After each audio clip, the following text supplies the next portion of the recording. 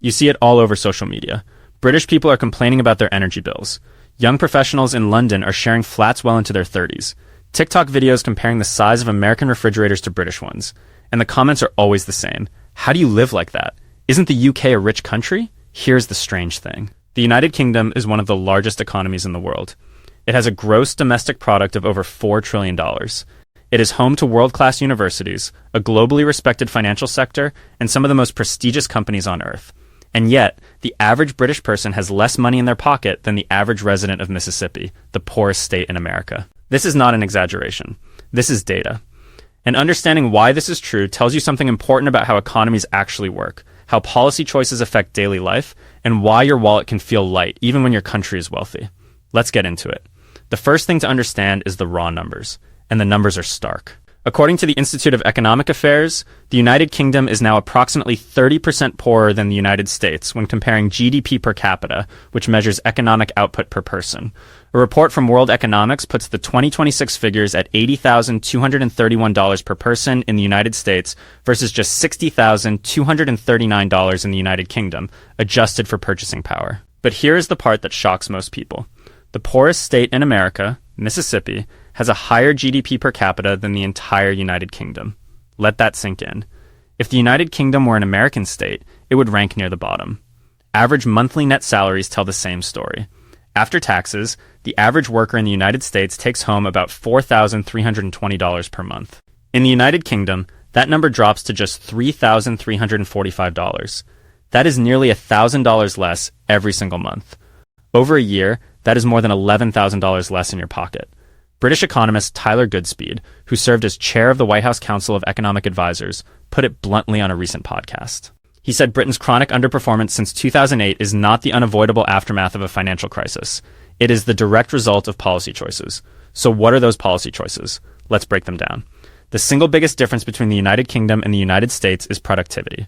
American workers produce more per hour than British workers. Data from the House of Commons Library, published on May 25th, 2026, shows that UK productivity is about 18% below US levels. This gap has persisted for years. Since the 2008 financial crisis, productivity growth in the United Kingdom has been remarkably weak. Economists call this the productivity puzzle. While the American economy roared back, the British economy limped along. Businesses invested less in new equipment and technology. Workers had fewer tools to do their jobs efficiently. And lower productivity means lower wages. According to the Financial Times and the Trades Union Congress, UK business investment has grown by only 11% since 2019. In the United States, that figure is 28%. American companies are investing more than twice as much in making their workers more productive. Tyler Goodspeed argues that this is not a mystery.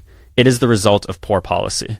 He points specifically to three areas: taxation, land use, and energy costs. Let's start with land use. The United Kingdom has some of the most restrictive planning and zoning regulations in the developed world. Building new housing is incredibly difficult. Getting permits takes years. Environmental reviews, local opposition, and bureaucratic red tape drive up costs. This affects businesses too. Companies cannot easily build new factories or office space. The result is a country that struggles to expand. Compare this to the United States, where zoning laws vary by city but are generally more flexible. American cities can expand outward. New housing developments go up faster.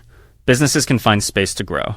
The second major difference is energy costs. Thanks to the shale revolution, energy in the United States is relatively cheap. Natural gas, electricity, and gasoline all cost significantly less than in the United Kingdom. American manufacturers have a built-in advantage. Their energy bills are lower. Their production costs are lower. They can pay higher wages and remain competitive. British energy bills are among the highest in Europe, and recent global energy disruptions have made things even worse.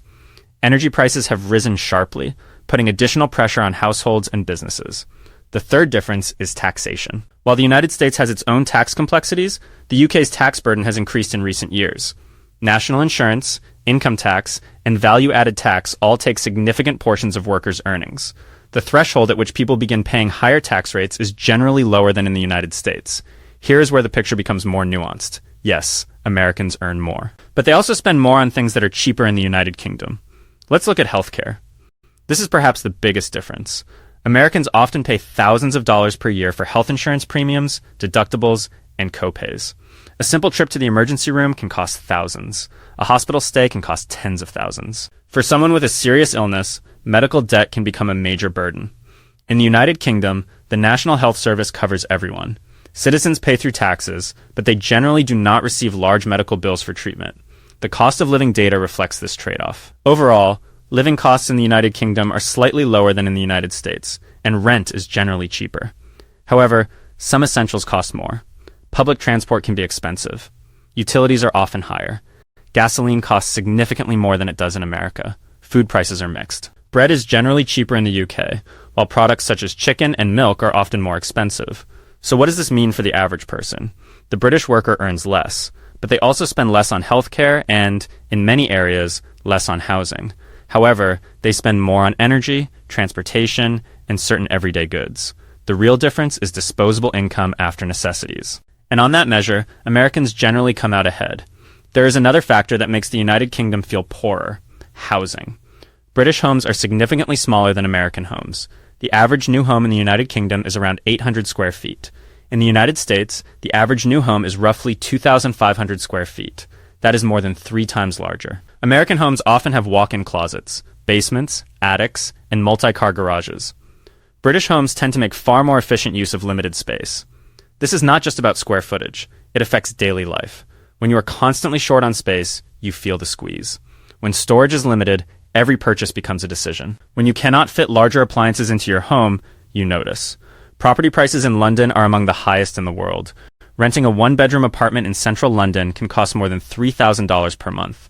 New York is also famously expensive, with similar apartments often costing around $4,000 per month or more. The difference is that salaries in New York tend to be significantly higher, meaning housing consumes a smaller share of income for many workers. In cities such as Manchester, rents are more affordable, but wages are also lower.